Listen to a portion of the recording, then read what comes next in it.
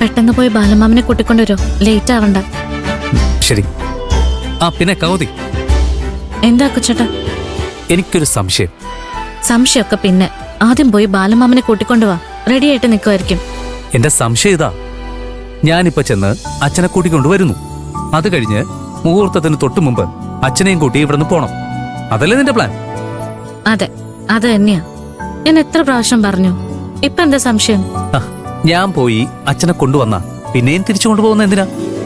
എങ്കിൽ പിന്നെ അച്ഛനെ കൊണ്ടുവരാതെ വീട്ടിലിരുത്തിയാ പോരെ? ഒന്ന് പോ അക്കുച്ചേട്ടാ, അത് ശരിയാവില്ല.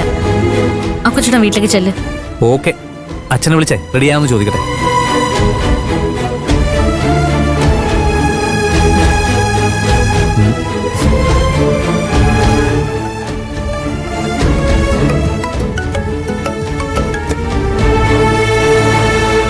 അച്ഛൻ ഫോൺ എടുക്കുന്നില്ല കാക്കുത്തി. കുളിക്കായിരിക്കും. 5 മിനിറ്റ് കഴിഞ്ഞ് വിളിച്ചു നോക്ക്. അല്ലെങ്കിൽ വീട്ടിലേക്ക് പോ, സമയം കളയണ്ട. അച്ഛൻ രാവിലെ 5 മണിക്ക് എഴുന്നേറ്റ് കുളിക്കുന്നതല്ലേ? അതല്ലേ ശീലം? നീ അത് മറന്നോ? ഞാൻ മറന്നതല്ല. ബാലമാമൻ ടെൻഷനോടെയല്ലേ പോയത്. ഉറങ്ങാൻ വൈകിട്ടുണ്ടാവും. അതുകൊണ്ട് ചിലപ്പോ ഉണരാൻ ലേറ്റ് ആവുമല്ലോ. അതുകൊണ്ട് പറഞ്ഞതാ. അക്കുച്ചേട്ടൻ ഒന്നുകൂടെ വിളിച്ചു നോക്ക്.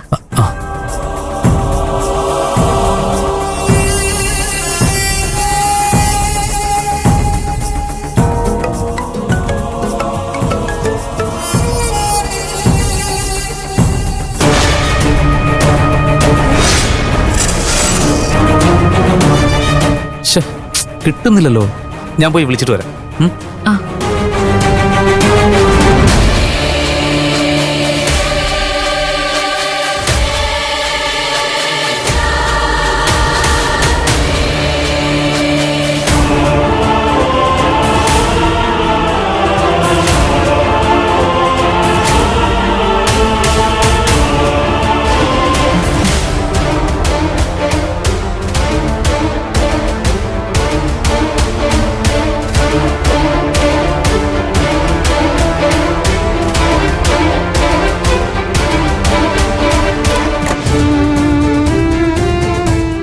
പൊന്നു, റെഡിയായോ?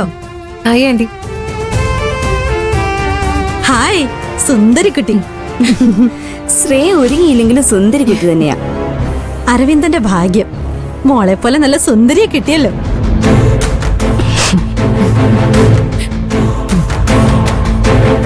അത് ശരി, നിനക്ക് നാണം വന്നോ?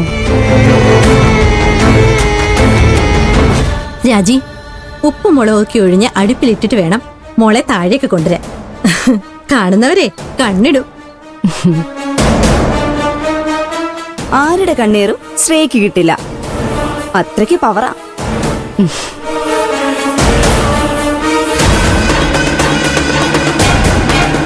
ശ്രേയ മോളെ കണ്ടാ പിന്നെ എന്റെ കണ്ണിൽ ആരും പിടിക്കില്ല. അല്ല, നമ്മുടെ ശാന്തപ്പൻ എവിടെ പോയി? താഴെ എവിടെയെങ്കിലുമൊക്കെ ചുറ്റിക്കറങ്ങുന്നുണ്ടാവും. ഏയ്, അവിടെയെങ്ങും അവനെ കണ്ടില്ലല്ലോ. നീ ഒന്ന് പോയി നോക്കിക്കേ. അതല്ലമ്മേ, ഇന്നലത്തെ സംഭവത്തില് അവര് തമ്മിൽ വഴക്കുണ്ടായി. അതിന്റെ ദേഷ്യത്തില് എവിടെയെങ്കിലും ഇരിപ്പുണ്ടാവും. താനെ വന്നോളൂ. ഞാൻ വെറുതെ ചോദിച്ചതല്ല. പെണ്ണിന്റെ അച്ഛന്റെ സ്ഥാനത്ത് നിന്ന് ശാന്തപ്പൻ എന്തൊക്കെ കാര്യങ്ങളാ ചെയ്യുന്നേ? നീ പോയി അവരെ ഒന്ന് വിളിച്ചിട്ട് വാ. രാജി, വാ, നമുക്ക് താഴോട്ട് വാ.